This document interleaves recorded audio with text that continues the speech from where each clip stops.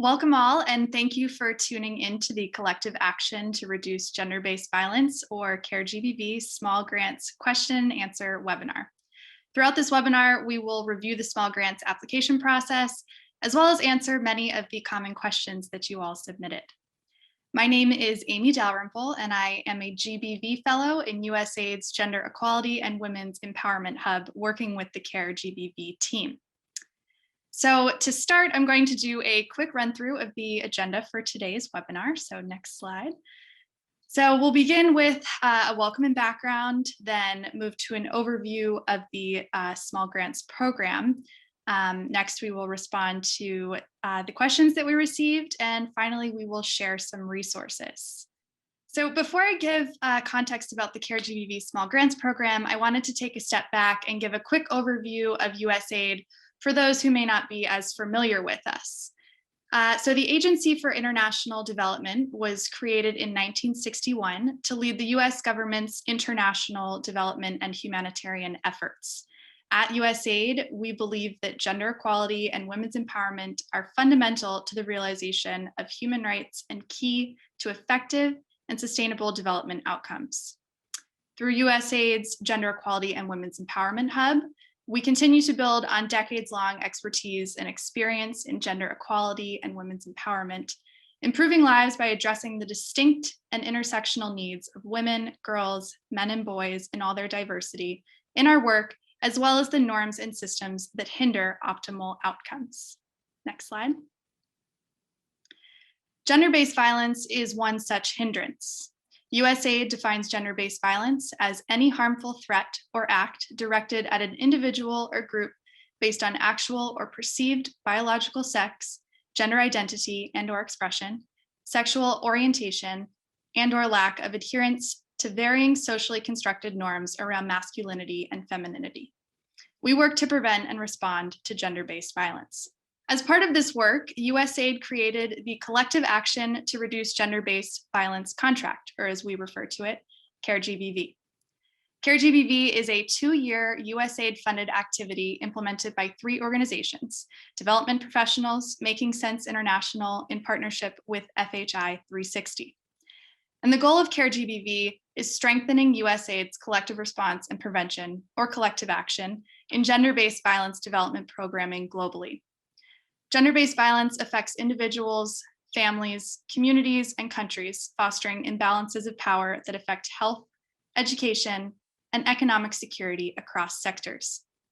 USAID is committed to preventing GBV by addressing the root causes of violence and changing norms, to improving health and economic outcomes of those affected by GBV, and to improving responses to GBV through legal frameworks and other structural interventions. So CAREGBV has 5 main objectives. Objective 1, to develop and disseminate foundational elements for integrated and standalone GBV programming in development contexts. Objective 2, to strengthen programming for the prevention of and response to harmful GBV practices, specifically practices such as child, early, and forced marriage, and female genital mutilation or cutting. Objective 3, to create knowledge products to support evidence-based GBV programming. Objective 4, to strengthen the USAID GBV community of practice and donor coordination in GBV programming. And finally, Objective 5, to promote research to practice of existing GBV activities through small grants to new, local, and underutilized partners. And it is that 5th objective that brings us all together today. We are very excited to meet the finalists and to support this work. We look forward to seeing your innovative ideas on how to build organizational capacity to generate solutions that elevate the role of staff wellness and resiliency in promoting high quality, sustainable, and survivor-centered gender-based violence prevention and response programming. And with that, I will turn it over to Diane Gardsbane, the CAREGBV Chief of Party, to provide an overview of these small grants program focus areas. Thank you. Thank you, Amy, and welcome to those of you who are watching this webinar. We are delighted that there has been so much interest in our small grants program. I want to start by reviewing the purpose statement in the call for concept notes. First, we are seeking innovative concept note applications. We want your new ideas. Though these should be informed, by an understanding of what has been shown to be effective through research or practice-based knowledge. In addition, we are interested in providing grants that help build the capacity of organizations to elevate the role of staff wellness and resiliency. You will have opportunities in this webinar to learn more about what that means. We want to support generating high-quality, survivor-centered GBV prevention and response programming. We want to fill global data gaps related to GBV, and we want projects that promote learning. So our main focus areas for these grants are wellness and resiliency and capacity building. We want grants to focus on promoting evidence and learning to support ensuring that principles about self-care, wellness, and resiliency are integrated into an organization's culture. We are supportive of partnerships for capacity building to make this happen. This includes partnerships where one partner is supporting another in becoming more effective. This might include mentoring an organization on how to do effective prevention or response work. We believe that a basic aspect of effective GBV prevention or response work includes using a survivor-centered approach and a component to ensure that self-care, wellness, and resiliency are embedded within the organization's culture.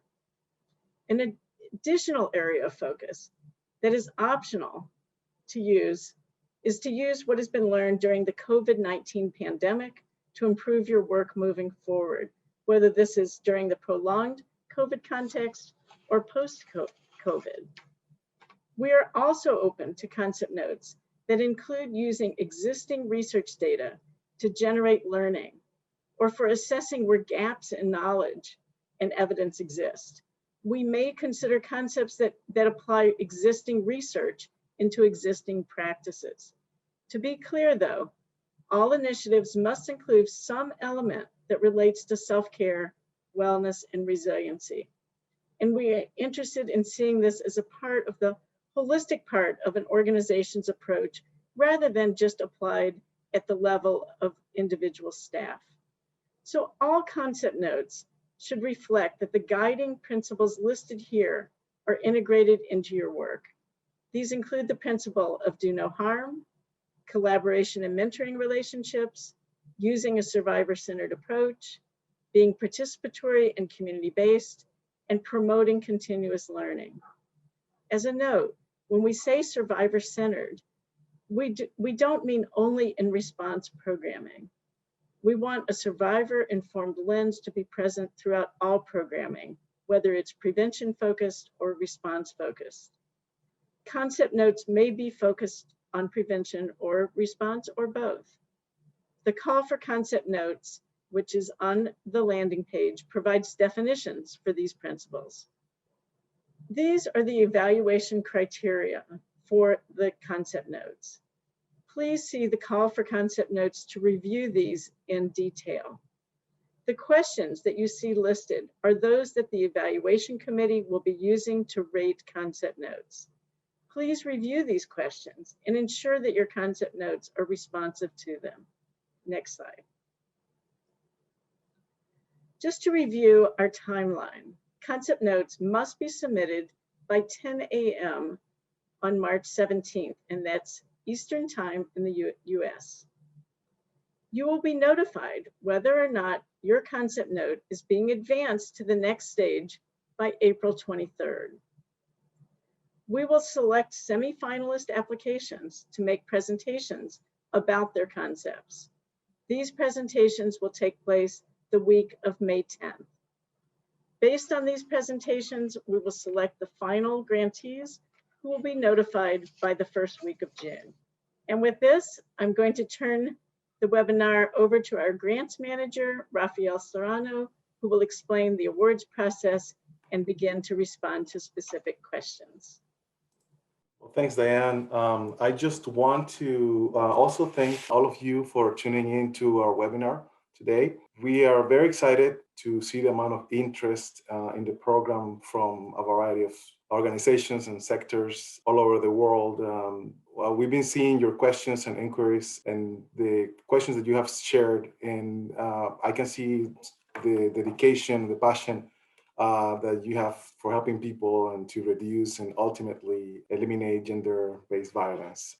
What we're trying to do is to help you with your application and really guide you through the process of becoming a partner with CAREGBV. We received over 100 questions. I believe the final tally was 115 questions on various topics ranging from technical scope and focus to how to submit an application. Some of the topics are outlined here, including eligibility, language, logistical, and questions about the application form itself. I want to say that we do not respond to individual emails. All the answers have been posted to our grants program landing page. The link is in the description here.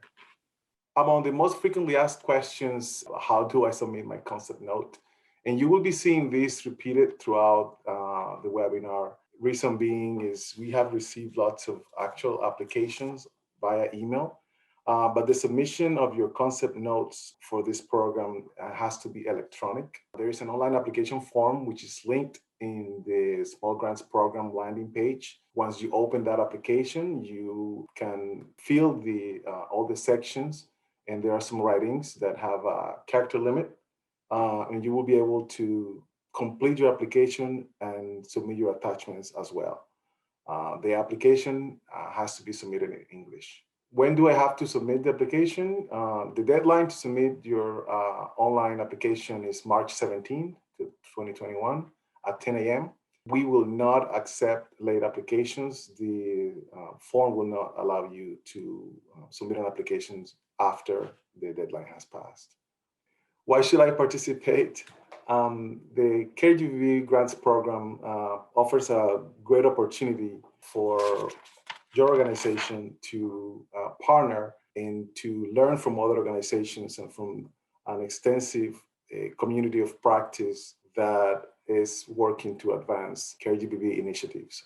Many of the other questions that we received were regarding eligibility, and I'm going to go through some of the important definitions and some of the specific of eligibility that we are considering for our program. We are targeting new, local, and underutilized partners, the main focus for our program here. Many of you will fit within these categories. That includes U.S. non-governmental organizations, non-U.S. non-governmental organizations, community-based organizations, youth groups, women-led groups, civil society groups, community-based organizations, universities, professional associations, even for-profit organizations, as long as no fee is proposed as part of the activity. We use new, local, and underutilized throughout our call for concept notes and all of the supporting documents. These are very expansive definitions, and I just want to say that they are not meant to be exclusive, but inclusive. You will find that these definitions are not really restrictive classifications, but rather a way to separate, to disaggregate the type of partners that we are seeking throughout our solicitation. I want to further expand on the definition of new, local, and underutilized. For new partners, it's really any organization that has not received funding from USAID as a prime partner in the last 5 years. Most of you will fit within this category. And these include US organizations and international organizations as well. Local entities are organizations that operate locally. You must be legally organized and registered within the country that you're operating. The governing body of your organization must be owned or managed in its majority by citizens or permanent residents of the country in which you're implementing. Underutilized partners, for underutilized partners are any organization that has received less than $25 million in direct or indirect awards from USAID within the last 5 years. Again, most of you will fit within this category. I wanted to also emphasize that these terms do apply to entire organizations. We receive quite a few questions regarding organizations with branches in different countries. The definition, the classification will apply to your entire organization, not just the branch in country. Eligible countries, GBV is not bound by whether or not we have a USAID presence in the country, and we would love to include all countries to give everyone an opportunity to apply for funding under our program. However, we are restricted by the time we have for implementation under this program. Therefore, we have made a decision to limit the concept note from countries that do not require additional approvals can be awarded immediately. We have a list of countries that are eligible under this program, which we updated on the 22nd of February. The list is also posted in our grants program landing page. The language, we decided to use English as a language to communicate under this program. Due to the size of our program and our own internal capabilities, we had to restrict the language to English. However, we understand, and a lot of times that is difficult, and we will make every effort to assist and translate whenever possible. However, the main, all the documents, the submissions must be presented in English. Questions regarding partnerships were also very prevalent within the questions that you submitted. Questions whether or not an organization can partner or can sub for another. In this graph, we attempt to explain that the lead applicant, or how the dynamic of the partnership should be structured under our program. If you're the lead applicant, you must be local, new, or underutilized organization. It's as simple as that. We encourage and we expect to see smaller organizations co-applying or partnering with larger organizations such as US NGOs or international NGOs or other or local organizations. We encourage the partnership as long as the organization that is leading the activities meets the criteria for new, local, or underutilized. Throughout your concept, you must demonstrate that you will retain control and management of the activities, and that the larger organization is used only in a supporting or advisory role. If you have gone through the process of getting funding from the federal government, from USAID, you realize that it's a very complicated process. We are trying to make it as simple as possible. However, there are federal regulations we have to abide by. Registration is one of them. In order to be eligible to receive any federal awards, you must obtain the registrations that are mentioned here. For our program, I think only the DUNS and the DUNS number and the SAM are the ones that are more relevant. Links to obtain these numbers and to apply for this are included in this presentation, which will be shared as a PDF in our landing page as well. For the system for award management, I just want to highlight that before applying registering your organization, you must create an individual account. The process is not complicated and is outlined in the page. More resources of how to apply will be posted in the answers to the questions that were submitted, and they will be posted on the landing page. The application form and the deadline, can we get access to the complete application apart from the submission? Many people, many organizations requested a copy of the full application to aid in the application process. We have provided a copy of the full application for you reference only, reminding you that all applications must be submitted using the online application form. But it's a nice aid for you to complete your application. The deadline again is March 17, 2021 at 10 a.m. Eastern Time. And that is the deadline that you have to submit your application using the online form. Applicants, please take note of 2 additional reminders. 1. The application deadline is a morning deadline of 10 a.m. Eastern Time and differs from many applications that have a midnight deadline. 2.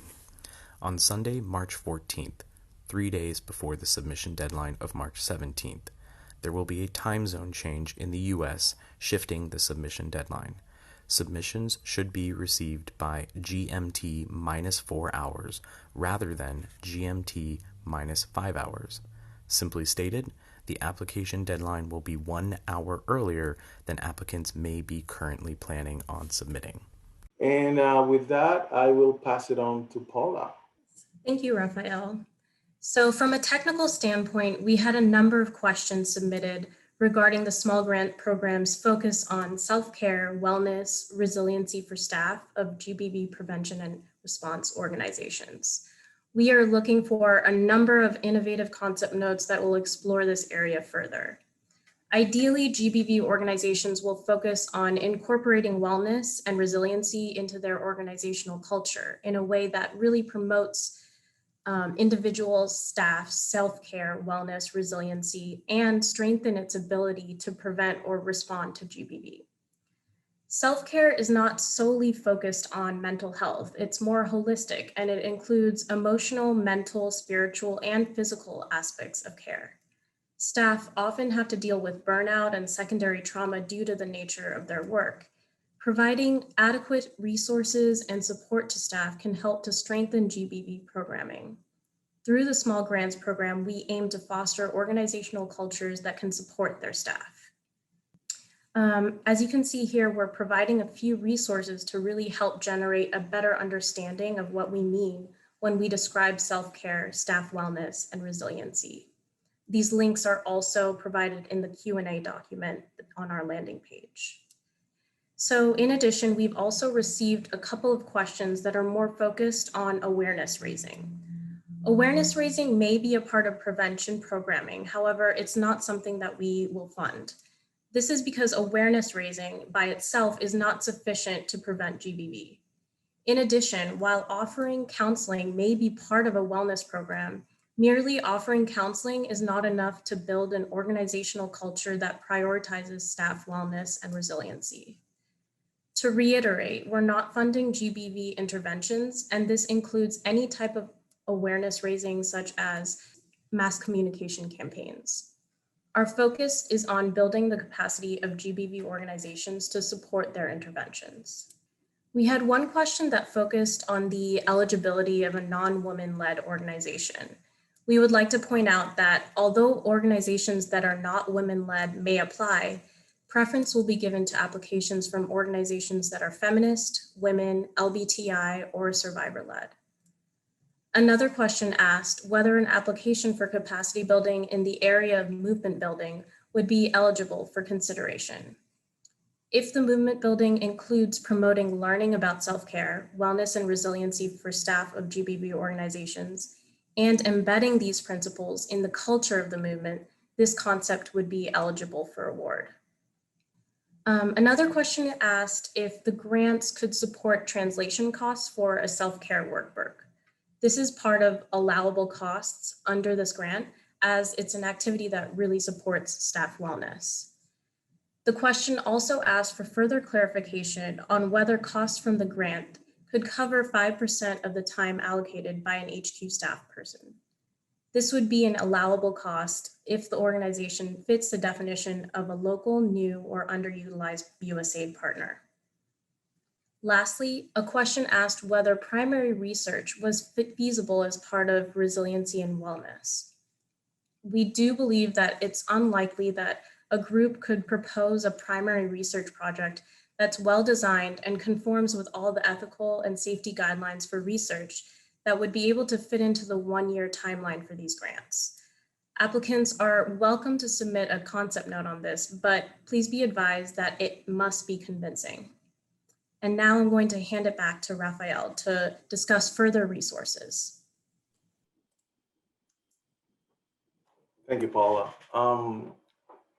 At the end of the presentation that we will be posted on the landing page, you will see this link for the concept notes, the landing page for the program, the CAREGBV landing page, and we have added a link to Grants 101, which is a resource from the grants.gov website that has good information on how to become a partner with the federal government and how to apply for federal grants as well.